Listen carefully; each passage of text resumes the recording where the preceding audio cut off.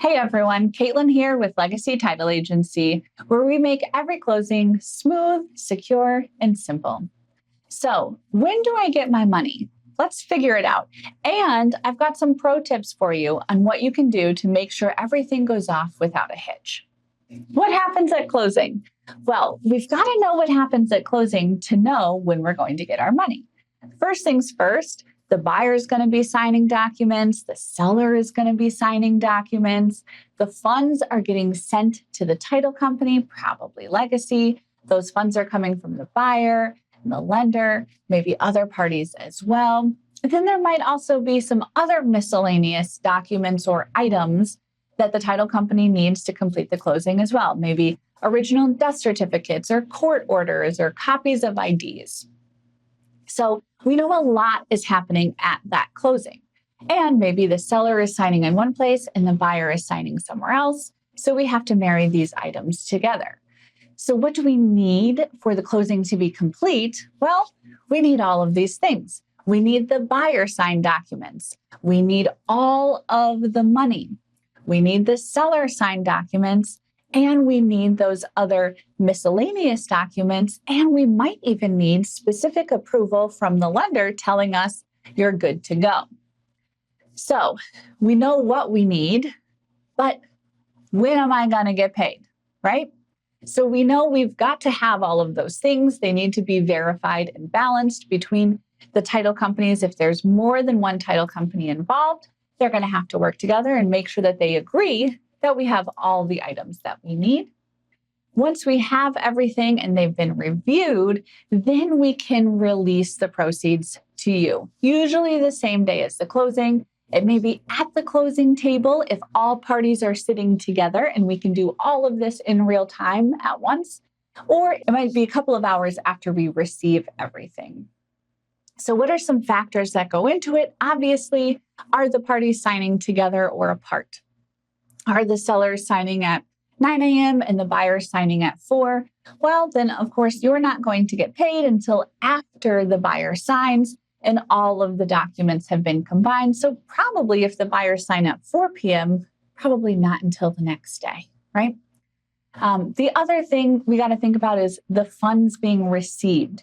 So sometimes it takes longer for us to receive wires on some days than other days. So the buyers may have sent their funds, but they might not be received by the title company yet. Different banks have different wire cutoff times. So if you're closing later in the day and the buyer sends their wire at 2 p.m., well, unfortunately, their bank may have a 1 p.m. cutoff. So that definitely plays into it. When the funds are sent and then also when they are received by the title company. And the last thing is actually just kind of like what we've mentioned already, the time of day of the signing. If you are signing at 4 p.m. and most of the businesses close at 5 and there's lots of lenders and title companies involved, they may not have enough time to coordinate and get those necessary approvals and exchange of documents before anyone is able to confirm that the closing is complete. So we want to pay attention to where we're signing. Are we all signing together? Are we all signing separately? The time of day, things like that. So lastly, how do I get my money? Well, here at Legacy, you've got two options. We can send you a wire transfer. There is a fee for this. There is a $35 fee for your wire transfer. It is fast and secure.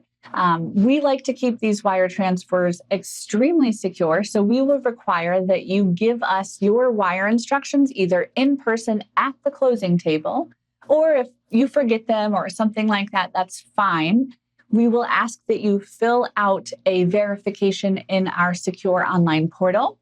It's going to make sure that you are who you say you are, that you're giving us the correct wire instructions, and we will accept them that way.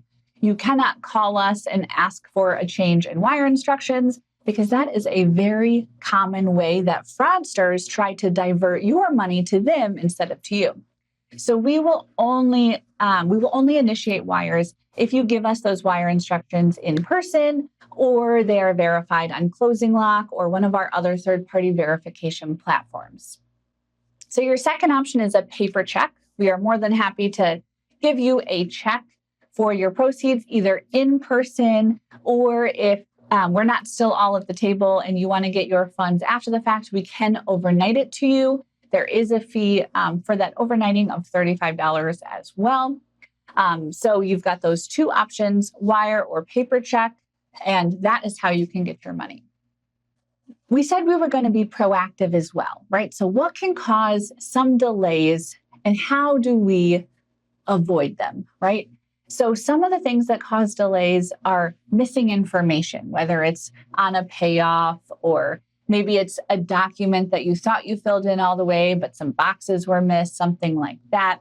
Maybe we missed some initials, or maybe just like that example we gave, you want a wire, but you forgot your wire instructions at closing. So then we have to get those from you after the fact. To avoid delays, make sure you send in your verified wire instructions early. You can always submit them to us before the closing as well through that third-party platform. That you respond quickly to any requests that we have. If we have to get a document that's signed after the fact or get something initialed, something like that, please make sure that we work diligently on getting that done quickly. And make sure that you bring your valid ID to closing. This is a common one.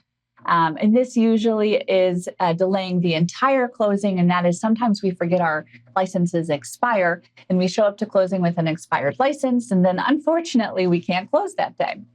So we want to make sure that we're checking and we're being proactive and we're bringing a valid, at least some sort of valid government issued ID to closing. It can't be a Costco card or something like that. It's got to be a valid government issued photo ID. Here at Legacy, we know how important it is to get your proceeds quickly and safely and without stress.